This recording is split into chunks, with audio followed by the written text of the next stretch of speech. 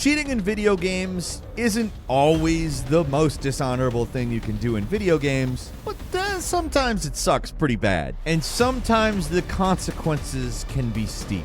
Hi folks, it's Falcon, and today on gameranx, 10 nasty ways video game cheaters were punished, part 2. Now, if you go back to part 1, we talked about some cheaters in various games, Guild Wars 2, CSGO, Nexon, Gears of War, Titanfall, the various Riot games, Red Dead, Monster Hunter 3, H1Z1, and GTA 5, specifically GTA Online. They're all interesting. Some of them are actually pretty funny ways of being punished for cheating, but without any further ado, starting off at number 10, COD Warzone's mitigations. So, player response to Call of Duty's new anti-cheat software, Ricochet, been kind of mixed, but one of the positives of the system is that it incorporated a bunch of mitigations, as they're calling it, into the game that are basically ways in which the system makes cheaters have less of an impact. It does keep them in the game in order to fully analyze their tactics and strengthen Ricochet's security. I'm using their words, of course. I don't know if that completely jives, but it'll probably take some time before you can answer that. As Ricochet evolves, I'm sure it'll become apparent if that makes any difference. Anyway, how effective this stuff is at curbing cheaters, I don't know yet, but it does make for some pretty funny headlines. The first major mitigation outlined from this sell job from CallOfDuty.com describes a damage shield,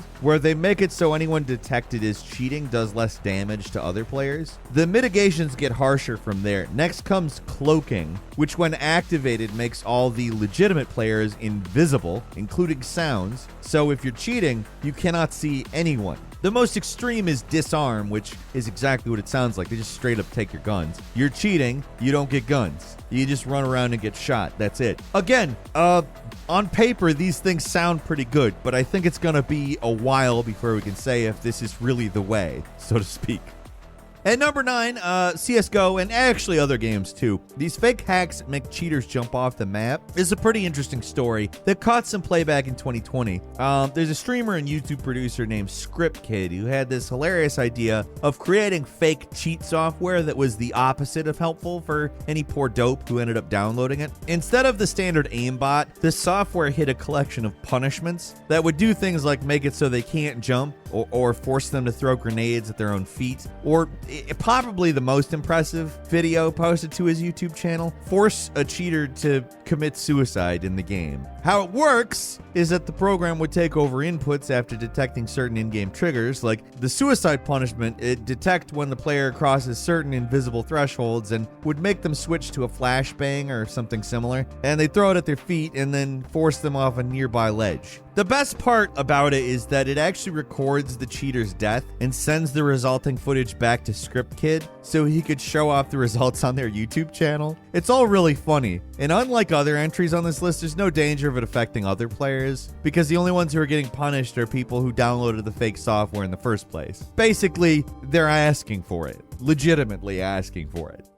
At number 8 is Fall Guys Cheater Island. Cheating's pointless enough as it is in games, but it's really unnecessary in a game like Fall Guys, which is designed to be really casual. Like, there's no kill-death ratios, there's no leaderboards. The best you can do is get number 1 in a game, and it barely matters. Of course, that's not going to stop people from cheating anyway, and at least for a while, the developers of Fall Guys, Mediatonic, came up with their own method to deal with it. Instead of just immediately banning players for cheating, the game would put them in a separate queue just for being caught cheating, and they described this as Cheater Island. It's a funny idea, forcing cheaters only to play with other cheaters, but being a relatively small developer, they ran into problems. The cheaters that did get moved could still attempt matchmaking, but if there were no other cheaters nearby, the game would just be stuck trying to connect forever. The funny thing is, Mediatonic never even actually knew if one of these cheater-only games actually ran. They think someone posted a video about it, but they're not actually sure. Either way, it was pretty clear that the developers were in over their heads on it,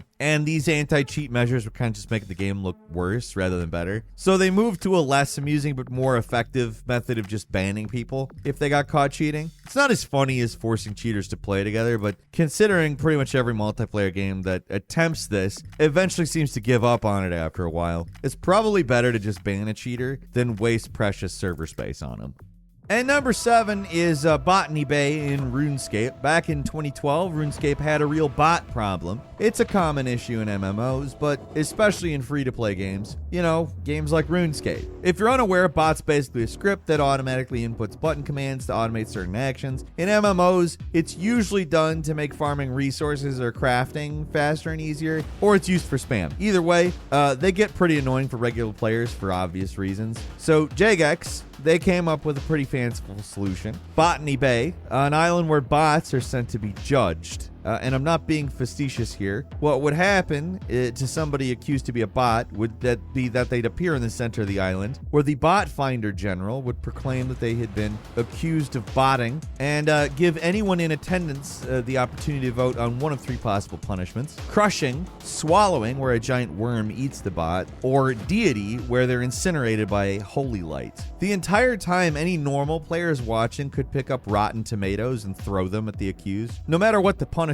the result was the same. The bot's killed and the account would be permanently banned. The island was closed in 2018, and the game moved on to a less exciting punishment system, which is sadly the direction most games seem to be going. The actual effectiveness of stuff like Botany Bay, I don't really know, but it's creative. And number 6 is bad eggs from Pokemon Gen 3, a nasty little thing that can appear when you use certain Game Shark codes in Pokemon Ruby, Sapphire, or Emerald when trying to generate certain rare monsters. Instead of getting the legendary creature you want, you end up with a bad egg, a worthless Pokemon that takes up space in your collection and never hatches or evolves. It seems intentional, like a thing meant to counter people who try to cheat their way to get Pokemon, but I'm not so sure. For one thing, these bad eggs are potentially damaging to the game rather than just wasted space. Like, they have a chance of causing permanent damage to your save file the longer you have them. They can even corrupt the firmware of the game, breaking it completely, which seems to be a little extreme if all they wanted to do is just stop people from generating rare monsters. It's likely that the bad egg was created for testing purposes, so programmers could immediately know if something went wrong with the egg generation program. Unless Game Freak starts talking, which is unlikely, all anyone can really do is speculate. And also, be careful about cheating in any game where the bad egg shows up. There are a few methods for deleting them, but the outcome can be a little chaotic, so it's best just to leave the whole thing alone. And number 5, Donkey Kong 64, an unplayably buggy game followed by death. Like, who knew using a Game Shark could be so dangerous? Like, these things are ubiquitous in terms of the 1990s. Everybody had one, but little did they know they were actually game-destroying time bombs just waiting to explode. Okay, little dramatic, right? Yeah, most games worked fine, but the ones that didn't work, oh boy, did they not work. For example, Donkey Kong 64. So, game's kind of already a bit of a buggy mess, so introducing Game Shark codes into the equation, it's just asking for problems. If you try to use the infinite health code for Donkey Kong 64, for instance, everything seems fine at first, but the next time you load up the game, it's going to be a bugged out mess with Donkey Kong stuttering all over the place, where a single hit will kill you. Keep in mind the big issue here, you don't even need to be using the Game Shark for this to become a problem. Every time you load the game, it's going to be bugged out. You're basically screwed. Pretty much every bit of discussion about this circles back to some gameplay posted on YouTube by Clyde Storm, but hardly the only person who's reported this issue popping up. I've seen lots of people claim that Rare put this cheat in intentionally as a way to stop cheaters, but as far as I can tell, there's no evidence that it's actually true. I don't know. You guys are smart, right? Has anyone actually asked Rare about this? Let us know in the comments if you know anything. At number 4 is Battlefield 1942, the instant failure. For some reason, there are cheats in the very first Battlefield game from 2002 that can only be accessed in single player, and for some reason, they come with some pretty hefty punishments. For one thing, if you input them incorrectly, the game hits you with a message that says, "Trying to cheat? Shame on you. Feel my wrath." And you get your ticket count dropped by 1, which might as well be an instant loss. If you do manage to put in these codes correctly, and good luck, they're long and they're case sensitive, you still get punished. Depending on the cheat, you get a huge portion of your team's tickets taken away, which in most instances makes your team lose. At least in the next game, the cheats stay active and your tickets get reset, but why even make it have so much punishment? You can only use the codes in single player against bots anyway. You can't use them in co-op, so what's the point? Why even put cheats in the game if you don't want people using them? I don't know. 2002 was a very different time. And number 3 is Valkyrie Profile 2, infecting your save system, the whole save system. Unlike some of the previous entries on the list, where it's not 100% clear if the punishments for cheating was intentionally put there by developers or a bug, it's obvious that this was intentional. Square Enix was just, I guess, feeling extra malevolent here, because Valkyrie Profile 2's anti-cheat software is nasty as hell. How it works is if it detects you cheating using something like a Game Shark, it makes it so the game will crash after a few battles.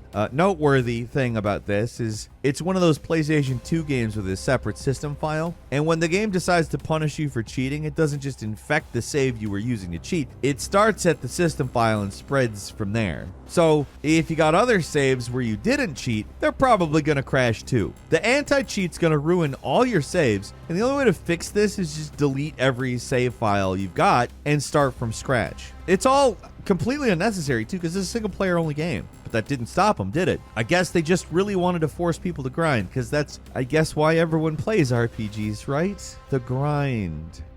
And number 2, World of Warcraft's banning of an entire guild. An old story you don't hear too much, the Martin Fury scandal. Someone, a random WoW player named Leroy Speltz, not sure why everybody in that game who has some notable weirdness to them is named Leroy something, but you know, he managed to get an item that was meant to be something that was a GM only. A GM, or Game Master, is basically a moderator with the power to solve players' issues and deal with things on the servers, so they have a lot of power to do things that normal players don't. It's not exactly clear how this person managed to get a GM item. From an old Joystick interview, it sounds like it was given to him by mistake when GMs attempted to restore his account after it got hacked. Along with all the standard stuff was this shirt called Martin Fury. Here's the description. Use. Kills all enemies in a 30-yard radius. Cheater. Obviously not meant to be held by normal players. Leroy was a member of the Marvel Family Guild, which was led by a guy named Karate Chop, who decided they should use the shirt for raiding. In an interview, they claimed they never expected Blizzard to punish them in any way for using the thing, but that's pretty naive, isn't it? Especially when you're using an obviously broken item to kill a bunch of raid bosses in record time. Unsurprisingly, the ban hammer came down, and it came down very, very hard. Every single member of the Marvel Family Guild was banned for 24 hours, and Karate Chop himself was banned permanently.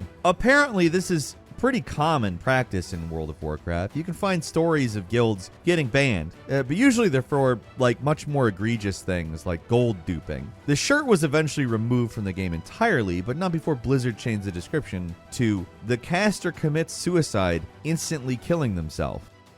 And finally, at number 1 is Genshin Impact. Now, we hear about cheat makers getting sued all the time, like Blizzard, Activision. They're actually pretty serious about pursuing cheat makers and either persuading them to stop or suing them into oblivion. But at the end of the day, it's just money, right? Well, if you want the worst possible outcome for cheating, look no further than this story posted on the Genshin Impact subreddit in 2022, which talks about how a team of 3 cheat makers/sellers were caught by the Chinese police in 2021 and were sentenced about a year later. The verdict was severe too. 4 years in prison for the leader, 3 years 10 months for one guy, and 1 year 6 months for the last guy. Now, getting banned is bad, getting sued is worse, but getting sent to jail is about as bad as it can get for video game cheaters, especially for a game like Genshin Impact, which you don't even hear about cheating that much because it's primarily a single player game. There's really only minor multiplayer elements in it at all, but that doesn't seem to matter to the developers, Hoyoverse, because they just threw everything they had at these guys, and now they're paying the price. Now, to be fair, there's probably some element of intellectual property law at play here, because you would have to modify and or distribute some level of intellectual property here. I don't know if that's the angle they took. It seems relevant in this type of a thing, because seriously, until we get to a story about a cheater being executed by a firing squad, I don't think you're gonna hear anything worse than this. Like, seriously, 4 years in jail for making cheats. That's kind of crazy. And that's all for today. Leave us a comment. Let us know what you think. If you like this video, click like. If you're not subscribed, now's a great time to do so. We upload brand new videos every day of the week. Best way to see them first is, of course, a subscription, so click subscribe. Don't forget to enable all notifications, and as always, we thank you very much for watching this video. I'm Falcon. You can follow me on Twitter at Falcon the Hero, and we'll see you next time right here on gameranx.